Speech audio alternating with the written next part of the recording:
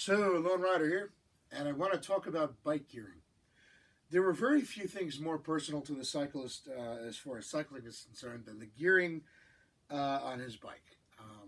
This is going to affect every aspect of the ride, and it's going to be something that's very important to you. And people, a lot of times, at least in the olden days, and some of us still to this day, try to tweak the gearing as best we can to get the best possible results for the type of terrain we're going to be riding over or the type of riding we're going to be doing. And this is true whether you're talking about the single gear ratio that's selected for a single speed or a fixed gear, or whether you're talking about the overall gearing on a geared bike. Now, bicycle gearing has changed a lot over the years. And when I first started riding, most of the stuff on the market was 7 or 8 speed, and I think 9 speed had come out, but it was basically just for rich folks. You know, it was on the top of the line. But here's the thing. When I started riding, I was a youngster, and most of the stuff I could afford was used. Most of it had only 5 or 6 gears in the back. So you usually had a standard road double in the front, which meant 5242 or 5342. And then 5 or 6 gears in the back. That was it. And I remember when I found my first wheel that had 7 gears on it, I was sort of flabbergasted. Somebody had been throwing it out by the roadside and it didn't have tire or anything, but I picked it up and I was like, oh, cool. I actually threw it over my shoulder and rode home with it. And when I got home, I was looking at it and I was like, this has 7 gears. Like what's up with that, right? I'd seen them in bike magazines and whatnot, but I'd never had one before. And I was like, whoa, 7 gears, you know. Of course, the wheel didn't last very long. Of course, usually when people are throwing something out, there's a reason for it. That reason could be that they just don't want it anymore, or it could be that there's something wrong with it. And in that case, there's something wrong with this particular wheel. But it introduced me to the idea of more than 6 gears. And when I eventually got around to buying my first new bike, first store-bought bike, it came with 8 gears. And I was like, wow, 8 gears. All right, I got 8 gears now. Well, I shouldn't say my first store-bought. I should say my first store-bought road bike. My first store-bought bike, generally speaking, was, I don't know if that's in frame, but this is the very first store-bought bike. I had a mountain bike. It was a Trek 820 from 1995. I got it on closeout in the year 1996, or towards the end of 1995. And it was, it had a triple in the front, and it had 7 gears in the back. So it was, 3 gears in the front and 7 in the back. But my first store-bought road bike, as far as I understand, if I remember correctly, had 8 gears. And I thought I was like, wow, 8 gears, like getting up there, man. Now, the truth is, 8 gears actually was probably about best. I don't have a problem with 8. I don't have a problem with 9 either, but 8 was just, it was what I was used to for a long time.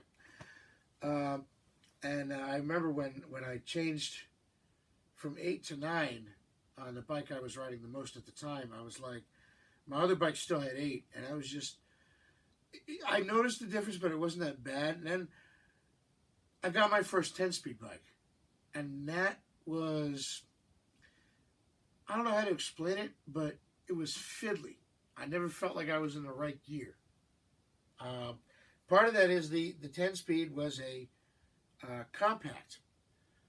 And, traditional gearing, you might have a gear like this, 53, and then a 42 on the inside.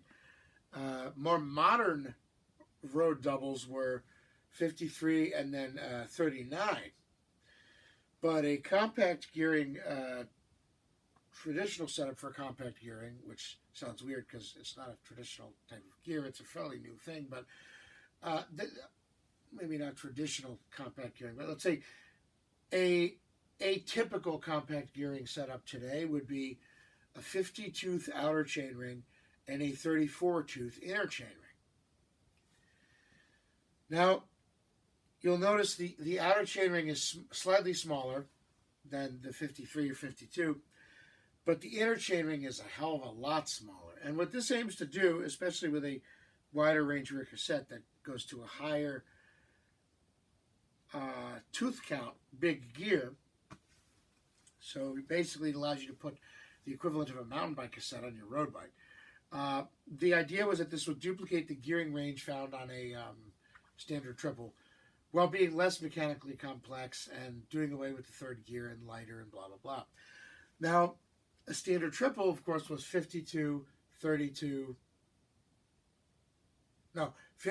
42, and then a little gear was 32.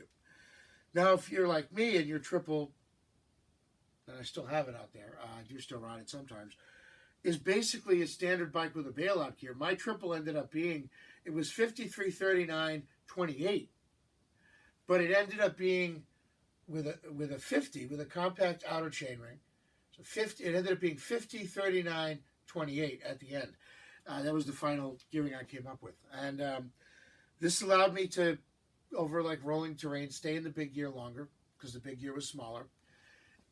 The middle gear, where you are most of the time, was standard road, modern road double. So it was a 39. And then the granny gear was basically just a bailout gear. You know, if my 28 tooth rear gear wasn't big enough, it gave me something else. But what we've seen, excuse me,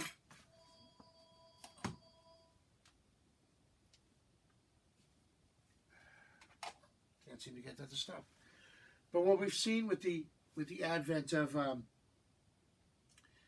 higher count gearing is that you know, you can have a compact double and it will basically duplicate what you would see on a standard triple with the 52, 42, 32.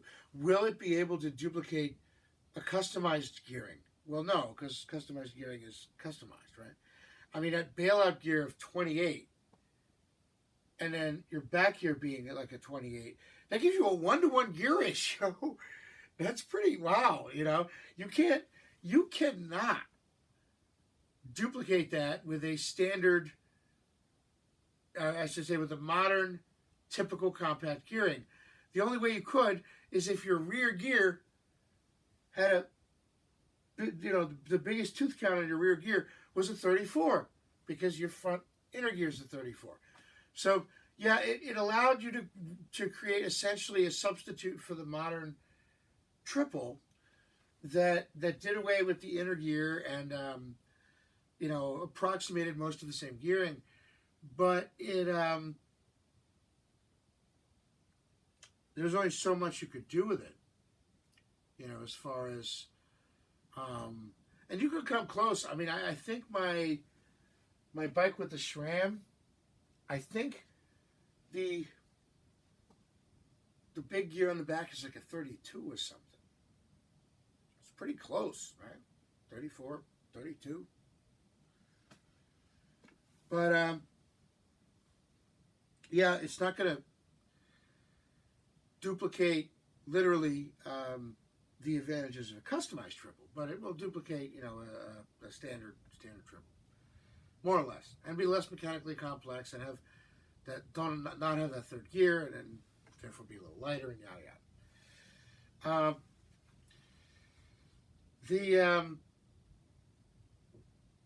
The problem though is that 34 tooth inner chainring, while it's great for duplicating the triple, is a little small for a lot of us when it comes to riding over varying terrain.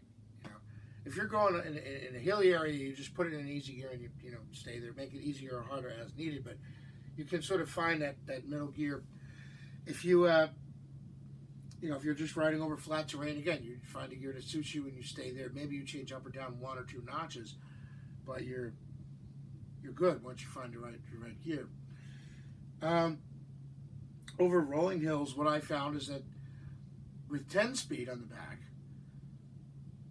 a 50 tooth big gear and a 34 tooth inner gear didn't cut it. Big gear was a little too big,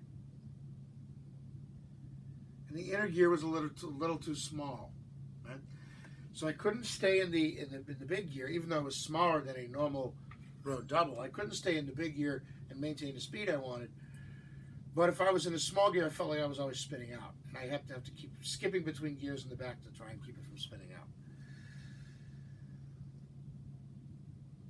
This is not good. And I solved it on my custom bike, the one with the SRAM, the one my friend Steve made, by changing out the inner gear. I have a triple on it. Well, no, not on that. On the other custom bike, I think. Let me see. Is it that one or is it one of the red bikes? I don't remember whether it was that one or the one I built, but one of them has a standard triple with a 50, a standard compact double with a 50 and a 34. The other one I changed to 34 tooth chainring for 36, and in conjunction with the gears in the back, it no longer feels like it's spinning out. And this is one of those things that I think, when people develop gearing,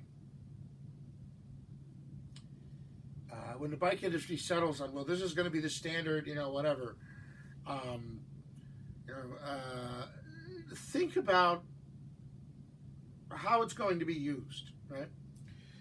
And I understand for racers, they want more of everything, anything that will give them an advantage. So if you can have, the same overall range of, gearing, if you're, you still got an 11 tooth as the bottom and you've still got a 26 or 28 as the top, but you can break up the interim into narrower delineations that gives you more gears and more options, but each one is that much more narrow, that much more useful only for something specific.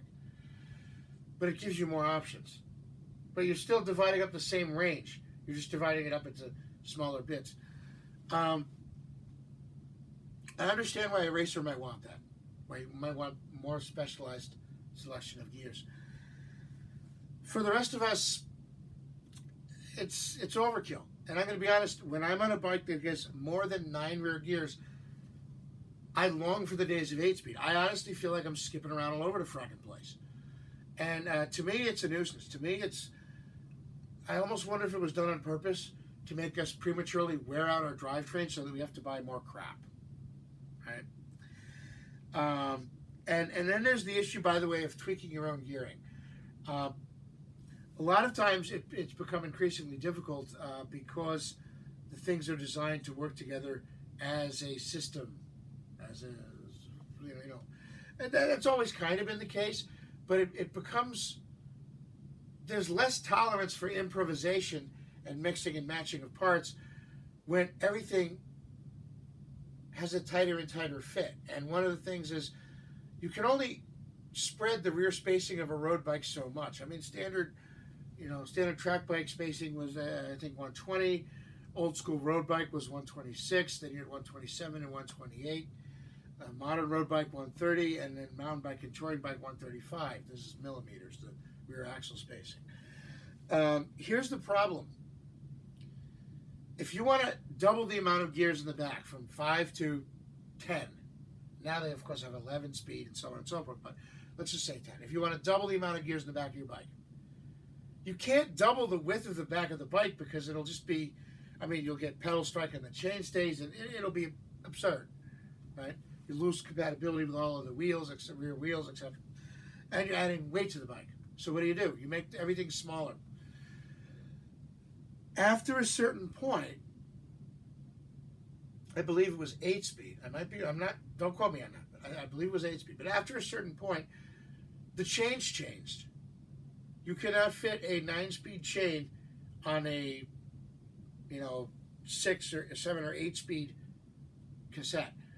The space on the inside got narrower, and the overall width got smaller, and at some point they also changed the spacing between the teeth.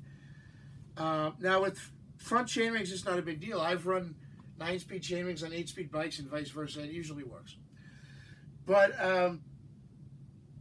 with the rear gears, because you have to fit everything in there, things get stuck.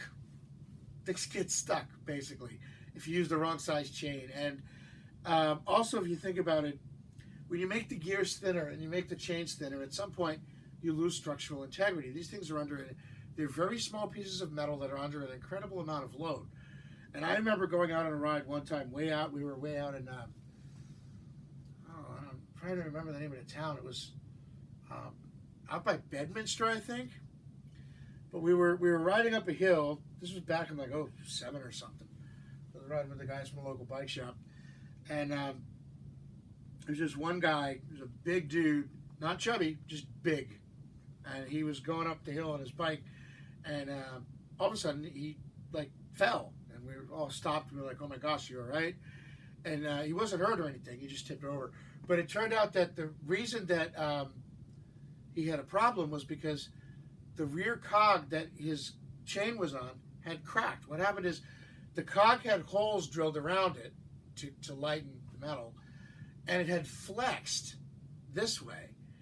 And it had, when it flexed, where the hole on the top and the hole on the bottom lined up around the hole in the center for the hub, and it just cracked straight through and split into two pieces and fell off the back of his bike. So what you ended up with is now the whole rest of the gears were loose. They were sliding back and forth on the spindle of the rear wheel, and it was like, well, that's a new one. I've never seen that before. And if I remember correctly, he did try to send it back as like a warranty thing, because some of those rear cassettes are expensive, especially the 10 or 11 speed. He tried to send it back as like a warranty thing, and they're like, it's not possible to break this that way. And I was like, yeah, well, you're talking about a big dude standing on the pedals, sprinting up a really short, steep hill, exerting a lot of force on it, and yeah, it flexed, it cracked, and it broke and fell off his bike. And I'm sure he's not the only person who's had that happen to him. I was on another ride once where chain just separated. That's when I started carrying a master link in my saddlebag, in the little seat bag under the seat. If you're just riding, for short rides, right? Just riding around, it's no big deal. If you're out on a long road ride and your chain comes off, you're kind of screwed. Especially because nowadays you can't just use a chain tool, assuming you have one, to reattach it. A lot of times the pins are peened over and you need a special pin to do it. So it's kind of like the old school BMX or single speed chains that still have, as far as I know, a master link. Some of which I'm familiar with, because not just from single speed and BMX, but frankly, single speed and BMX chains make great budget track chains. I mean, if you're building up a fixed gear and it has track width cogs or chain rings, a great budget option to a track specific chain, which would be very expensive, is a BMX chain. Same width, it'll fit and finish might not be to the same level, but it's going to be durable as hell. It's designed for BMX, or more likely these days freestyle, but it's the same width. Anyway, chains break, gears can break, or at the very least wear prematurely because there's just less material there if they're thinner. And then you think about the tooth on the end of the gear, there's going to be even less material there. This isn't so much an issue with chain rings. Chain rings do wear out, but with the chain ring, at least the spread over a larger area, so the wear is more uniform and takes a while to show up. You eventually do get these bent, sort of shark fin shaped teeth, but it takes a while. With the rear cassette, though, you have a much smaller area that the chain spread over. It can do a lot more damage a lot quicker in terms of wear. And again, if you're talking about something that's even thinner and more delicate, it's like, now they could tweak the material, tweak the heat treat to try and make it more durable, but then at the end, then you're just adding more cost to something that's already incredibly expensive because you're paying for something that's high end, right? Frankly, I'd be perfectly happy with 8-speed in all my bikes, but getting nice 8-speed stuff's kind of hard, right? They don't really make it anymore. You can get 8-speed stuff, but you got to get like the budget 8-speed stuff. It's going to be heavier. It might not come in the gearing combinations you like, etc. Yada, yada. It is what it is. That said, I still have 8-speed on at least a couple of my bikes, and I like it. The bikes that have 9-speed, I'm okay with. The one bike that has 10-speed, I'm not really a happy camper. and I wish they had found some way to tweak that so it didn't always feel like I was in between the gear I needed to be in, so that I wasn't always shifting around in the back while going over rolling terrain.